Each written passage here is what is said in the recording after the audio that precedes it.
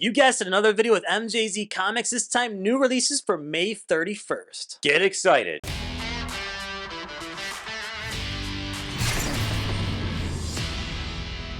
The first book we're going to talk about here is The Edge of Spiderverse #2. This is the first appearance of Sky Spider, who is the guardian of a secluded village. I think she's on the cover of the book. I mean, we're not 100% sure, but it looks like that would be her on the cover of this regular edition. The other interesting thing about this book is Spintress is also featured in this book. It's not her first appearance, but she's a character in the Spiderverse. She sings her way into the biggest fight of her life. Spintress is described as a spider princess who sings, talks to spiders, and kicks villainous butts throughout her kingdom. Yeah, so let us know if you think that's the new character featured on the cover. I think it's her. Kind of a cool regular cover. It's got some like Disney villains and heroes featured, kind of a mix-up. I think Mysterio is supposed to be, yeah, I can't tell, but the one on the bottom looks like a version of Ursula, the Marvels. The only other thing too about that cover is I'm wondering that could be Spintress, because it looks like she has a crown on, and Spintress was kind of described as the spider princess. I still think it's a good book to get if she's not on the cover. It's got a first appearance. It's Spiderverse. Spiderverse is hot. Yeah, and we're on League of Comic Geeks here. There's about 3 variants I see. Nothing that special. They're kind of a mess, actually, some of them. A lot of stuff going on. I think the regular cover is probably going to be the pick for this book. Yeah, let me see that. What's the middle one there? The Casanova's variant. We have some different female characters on the cover. Maybe that's her on the cover of that one. I don't see a crown. It looks like the character to the right on this variant is the one that's featured on the regular cover, but then there's another female in the middle. So that might be Sky Spider. So actually, maybe that's the one to get. It's called the Casanova's Connecting variant. And that might be her on the cover. Obviously, we don't know for sure, but that would maybe be the one. Yeah, so let us know in the comments if you know anything about this book, and is that Spintress or is that Sky Spider? If you like these videos, make sure you like and subscribe, and please check out our other Speculation Sunday videos where we talk about the hottest books coming out for New Comic Book Day on Wednesday. And the second book for May 31st is going to be Amazing Spider-Man 26. Now this looks like to be a huge book, Matt. Yeah, so this is a interesting book. So the description kind of shows that this is going to be a death of a significant character who is not directly related to Spider-Man. Now, as you look at the regular cover, it's kind of an homage to Amazing Spider-Man 121, the death of Gwen Stacy. Yeah, and it's got a bunch of different characters. I mean, Captain America's on there, Jonah Jameson, it looks like. I mean, so with the spoiler saying it's not directly related to Spider-Man, who knows who the death's going to be. Now, this book is being marketed massively. There are probably, on League of Comic Geeks, I'm estimating maybe 15 or more variants. So this is going to be a significant issue. And interesting, there is a Gary Frank spoiler variant, which I'm going to put up on the screen there. Really not much showing. They're actually only showing half of the cover, it appears. Yeah, I mean, this is probably the one to get, because I'm assuming that on the cover it's going to show who dies. You know, if you're into getting the variant that's the one to get, I would believe this is it. I'm sure this will be the hardest one to find. The only thing I would warn people of, sometimes these books like this one that has this many variants, this thing's going to get overprinted. And that's why if you really want this book and are investing, you have to try to find the one variant that stands alone, right?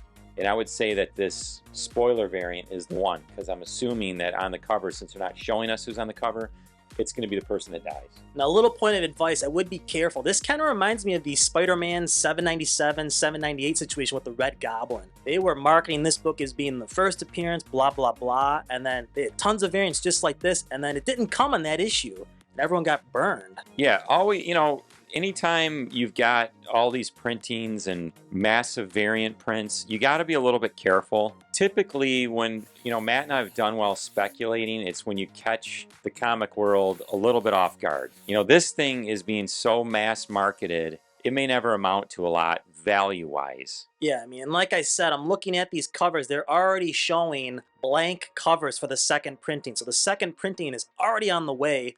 So if you're a little nervous about this book, maybe wait for the second printing. You could still pick up a great cover. For me, the pick on this one would be the spoiler variant. It's kind of a cool cover with Spider-Man upside down, and it's probably definitely going to reveal something significant.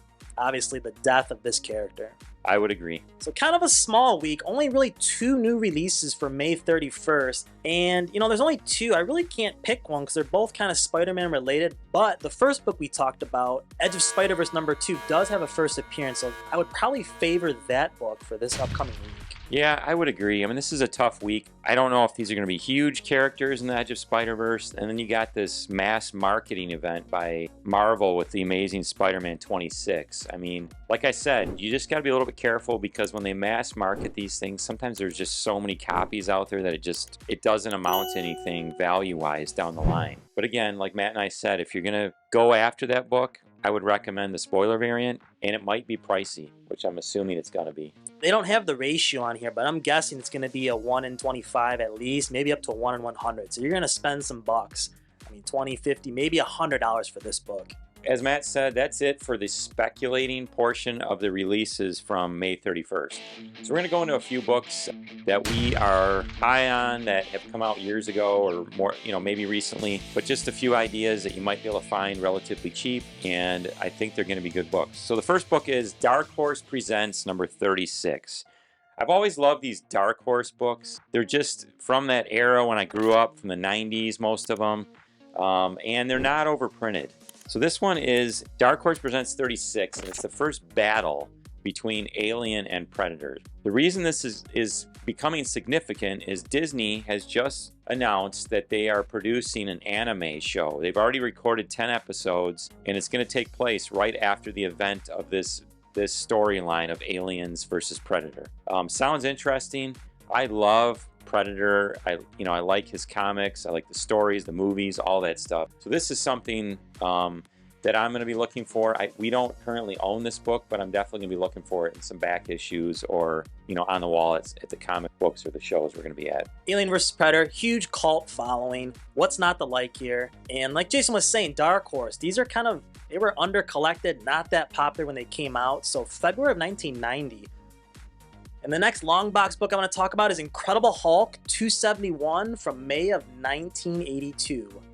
Most of you probably know this is the second appearance of Rocket Raccoon, but his first cover. He appeared first in Marvel Preview number 7. We think this is a great book. Hulk, yeah. Incredible Hulk title, multiple appearances. Yeah, and technically this is his first comic book appearance because the preview is considered a magazine. If you're a purist and you want his first comic book appearance, this is it. And like Matt said, he's on the cover of this. He's not on the cover of the magazine. Yeah, and I've always thought that this book has been just not very popular.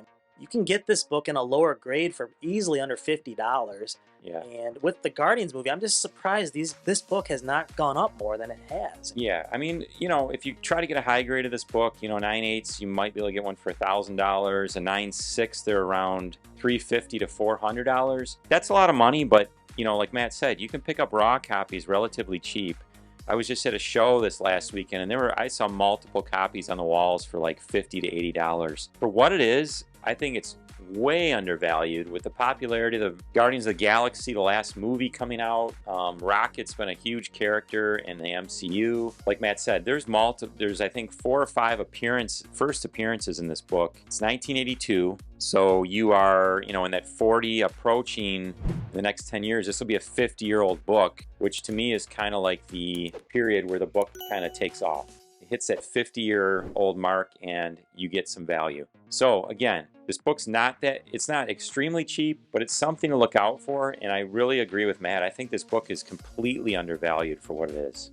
Another pro tip, there is a newsstand variant of this. Now, I know this is early 80s, so newsstands were probably a little more prevalent in that time. I know there's a lot of arguments about that. Let us know in the comments what you think about newsstand versus direct editions.